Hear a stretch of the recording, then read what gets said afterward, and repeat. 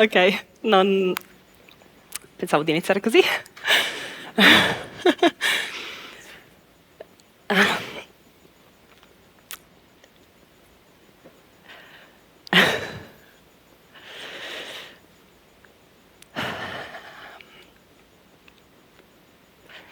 Ho un lapsus, posso prendere il foglio? Grazie. Grazie per la vostra pazienza. È bianco. No, non mi sono dimenticata il discorso e non mi sono nemmeno inciampata per davvero. Volevo solo lasciarvi il tempo di provare un'emozione e provarla bene, a lungo, a fondo, per capirla. Anzi, vi chiedo di rimanere con quell'emozione ancora un attimo, perché ho un paio di domande per voi e per favore siate sinceri e sincere, non mi offendo. Alzi la mano chi ha pensato, distinto, che figuraccia. Mani alzate? Wow. Alzi la mano chi ha pensato, poverina, si è dimenticata il discorso. Ok, alzi la mano chi ha pensato che stessi facendo finta. Devo chiaramente migliorare le mie doti d'attrice.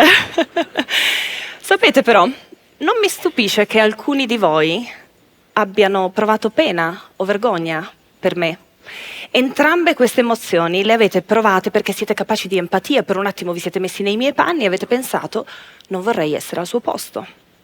Ma perché no? Sono sul palco di un TEDx.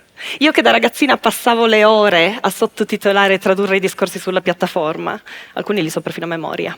E inoltre ho una meravigliosa opportunità di parlarvi di qualcosa che mi sta molto a cuore. Anche se sbagliassi, l'errore farebbe parte dell'esperienza. Certo, non vi mento, preferirei non sbagliare. Ma anche qui mi chiedo perché. Forse solo perché sono stata abituata a vedere l'errore come qualcosa di negativo, perché negativa è l'unica risposta all'errore che ho ricevuto crescendo. Come quando da piccoli ci rovesciavamo la spremuta d'arancia addosso. Probabilmente si arrabbiavano. Quante volte devo dirti che il bicchiere si tiene con 2 mani? Basta spremuta per te, la prossima volta fai più attenzione. A casa, a scuola, sul lavoro, nella società in generale. L'errore è così stigmatizzato che alla fine impariamo a rispondervi con rabbia, con vergogna, con frustrazione, con umiliazione.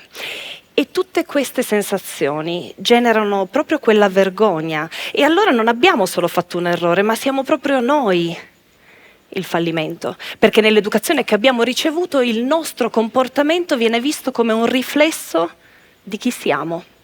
Tuo figlio rompe il soprammobile che gli hai detto di non toccare? Molte persone giudicano proprio il bambino, la persona invece del comportamento. È un bambino birichino, positivo, non ascolta. Oppure giudicano il genitore, permissivo, distratto, guarda, non lo sgrida nemmeno.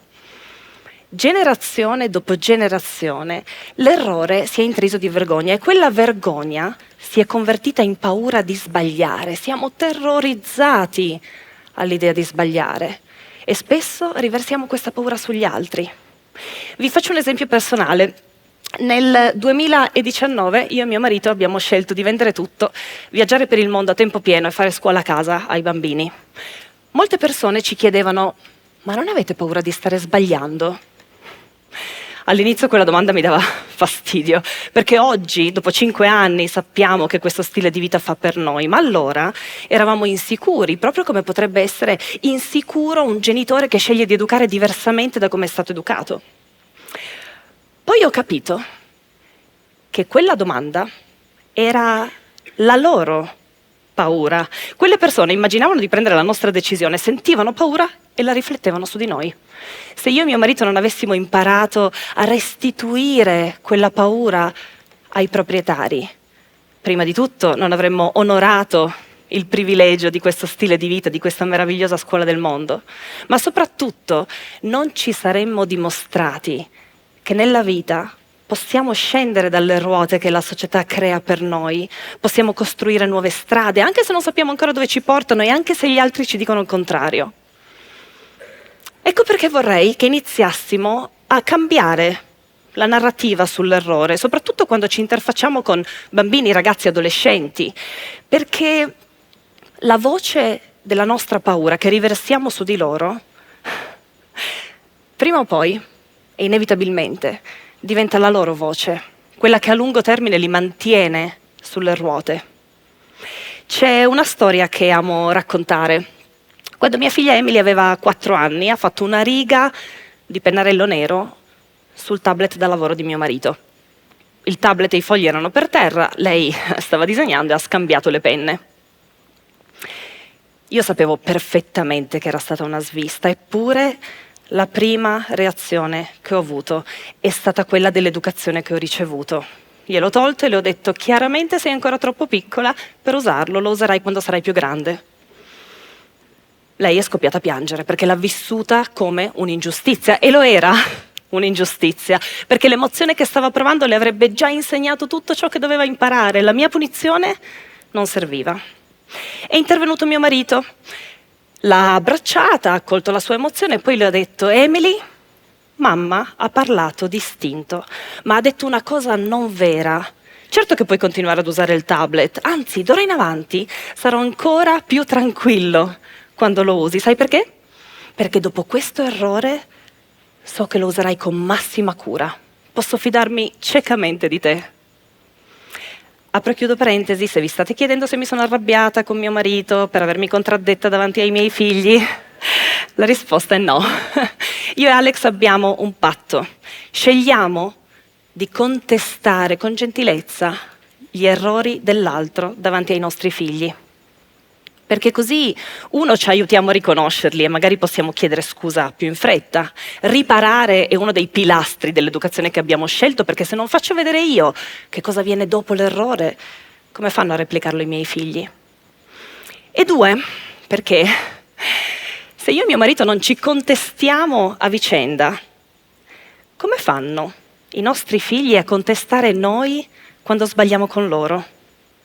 Spesso noi genitori siamo i primi bulli dei nostri figli.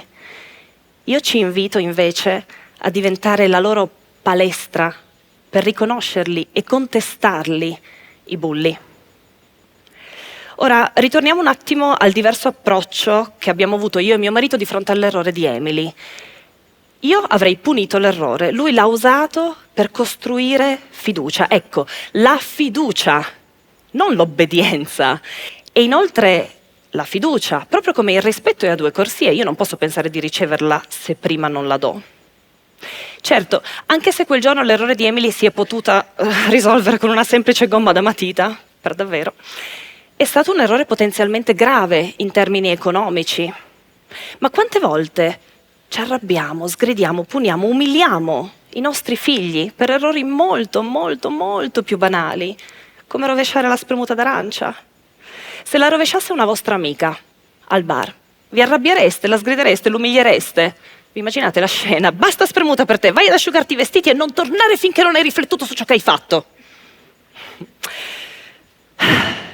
No, la metteremmo a suo agio, l'aiuteremmo ad asciugare.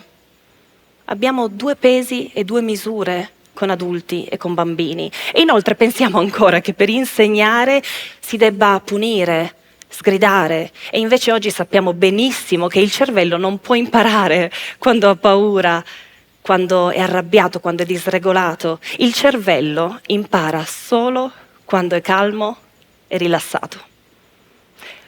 Ora, lo so bene, lo so benissimo, sgridare, punire è un istinto, lo è anche per me, perché tutti e tutte tendiamo ad educare come siamo stati educati.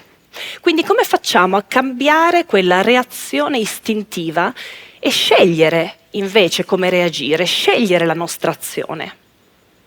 Prima di tutto cambiando mentalità e iniziando a concentrarci di più sul nostro comportamento che sul comportamento dei nostri figli, perché spesso come si comportano loro è un riflesso di come ci comportiamo noi. E poi iniziando a familiarizzare con l'errore. Perché se c'è una cosa che facciamo tutti e spesso è proprio sbagliare, quindi usiamolo quell'errore. Per farlo io vi chiedo di essere dei GPS. GPS. Immaginate di stare guidando. Avete il vostro GPS acceso, lo state seguendo, ma sbagliate strada. Il vostro GPS vi dice: ti ho detto di girare a destra, te l'ho detto 3 volte, non ci senti, sveglia! Fortunatamente no, perché con la quantità di volte che almeno io sbaglio strada anche seguendo il GPS, probabilmente la mia autostima sarebbe sottoterra e forse avrei anche paura di mettermi al volante. No, il GPS ci dice con tono calmo e assertivo, ricalcolando il percorso. Ed è proprio questo che ho imparato a fare con gli errori dei miei figli, a ricalcolare il percorso. Come quella volta che Emily ha aperto un tubetto di colla liquida, come se fosse uno stick. Ricalcola il percorso, Carlotta. L'ho abbracciata, ho accolto la sua emozione, ho accolto l'errore, abbiamo trovato insieme una soluzione. E poi le ho anche ricordato una cosa che ricordo spessissimo ai miei figli: non temere di fare qualcosa da sola, non smettere di provare di fare qualcosa da sola se pensi di esserne capace. Quando sbagli, concentrati sulla soluzione. Ora, ricalcolare il percorso è molto difficile perché spesso e volentieri tutto questo lavoro dobbiamo farlo prima con i nostri di errori. Noi non possiamo dare agli altri qualcosa che non diamo prima a noi stessi. Io non posso dare ai miei figli perdono, comprensione, accoglienza dell'errore, calma, pazienza se non do tutto questo prima a me stessa. Ed è per questo che è così difficile essere dei GPS, ricalcolare il percorso, perché accogliere gli errori dei nostri figli con empatia, con curiosità, invece che con rabbia e giudizio, spesso significa dare loro qualcosa che noi non abbiamo mai ricevuto per i nostri errori. E questo è un lavoro che va in profondità perché tocca i traumi dell'infanzia, dice ai nostri bambini interiori: ehi, guarda che non eri sbagliato tu, era sbagliato il modo in cui ti trattavano. Ma c'è anche un'altra ragione per cui ricalcolare il percorso a volte può essere così difficile, perché le frasi dell'educazione che abbiamo ricevuto spesso ci escono dalla bocca prima ancora di riuscire a pensarle, è vero? E improvvisamente ci ritroviamo a parlare come i nostri genitori.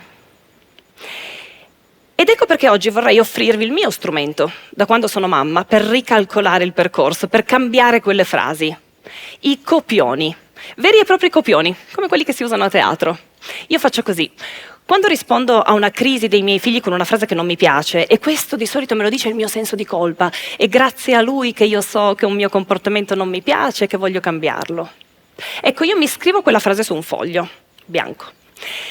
Poi vicino ci scrivo una frase che preferirei dire. La studio a memoria, la ripeto davanti allo specchio e la recito alla prossima crisi. E per chi non conoscesse il mio lavoro, io chiamo capricci crisi, perché credo che cambiare il linguaggio aiuti a cambiare mentalità. È grazie a questi copioni che io oggi so accogliere con calma gli errori dei miei figli, la maggior parte delle volte. Perché e tra l'altro non solo gli errori. Quando mia figlia piange disperata per una cosa che a me sembra assolutamente assurda, capita spesso, io invece di dirle smettila, non c'è motivo di piangere, io uso il copione e accolgo la sua emozione. Emily, ti capisco, sono qui per te, vuoi un abbraccio?